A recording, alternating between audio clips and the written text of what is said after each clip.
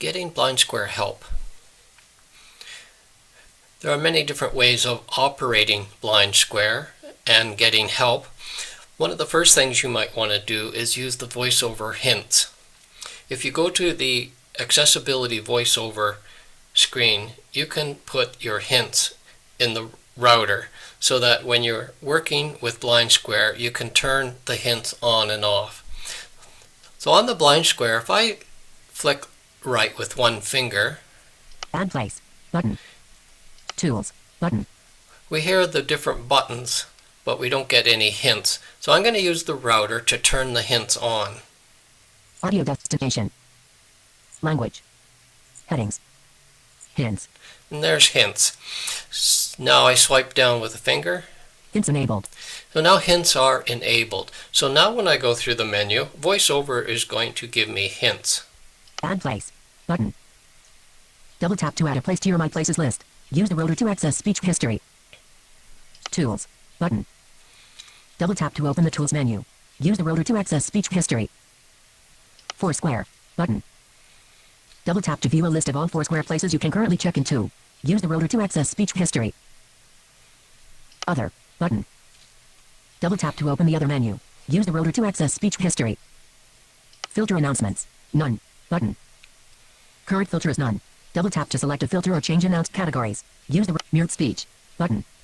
25 meters. Adjustable. Swipe up or down with one finger to adjust the value. Use the rotor to access speech history. So as we go through the screen, we see that the VoiceOver hints tells us we can double tap on a button and we can swipe up or down with one finger to adjust the adjustable items. BlindSquare can be controlled through the screen gestures on tapping and swiping. BlindSquare can also be controlled through a handheld media device controller or through a Bluetooth headset. BlindSquare can also be controlled by voice commands. So let's have a quick look at the voice commands. At the bottom of the screen of Sleep the mode. main BlindSquare menu, Heading. GPS. Help. Button. Help. Button. Voice command. Button. there's the voice command. Use the rotor to access speech history. And I'm going to turn off the hints Hints disabled. there. And now I'm going to double tap on the voice commands. Voice command. Help, Commands, add, address, around, battery, blind ways, braille, bus, check-in, compass, credit, dislike, filter, GPS, help, like, look around, more, navigate, pedometer, QR, radius, right here, search, share, simulate, sleep, speed, stop, time, tip, track, train, wake, weather and where.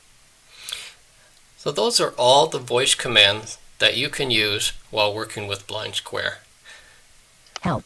Button. Now another useful feature of BlindSquare is the help. There is the help button, and you'll find it on several screens, where if you double tap that, you will get the user guide. Help. So the user guide can be read line by line, Button. Help. Heading. Jump to. Button. or you could use two-finger swipe down to read the entire text. But I'm going to look for the heading setting in the router. Volume. Speaking rate. Words. Characters. Speech history. Audio destination. Language. Headings. There's headings. So now when I swipe down with one finger, I'm going to jump through the user guide by headings. The main screen. Heading level 1. Voice command. Heading level 2. Help. Heading level 2. GPS accuracy / speed / compass. Heading level 2. Sleep mode. Heading level 2. The radius. Heading level 2. So as I swipe down, I get the next heading. The category search. Heading level 2. The My Places list. Heading level 3. Shared places.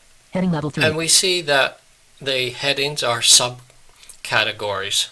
So now if I want to read this, I just swipe right with one finger or two-finger swipe down for continuous read. The second category on the top of the list is called Shared Places. If you are a Foursquare user, you can create places that are saved on the Foursquare network itself and you can mark them private. This means that you can check into these places, but they won't be clearly visible for most people on the map on Foursquare. If you connect BlindSquare to your Foursquare account, BlindSquare can access the information about these places, and more importantly, it can also access the list of private places created by your Foursquare friends. So- Shared places. Back. I go back to the top of the screen and I'm going to double tap on the back button. Back.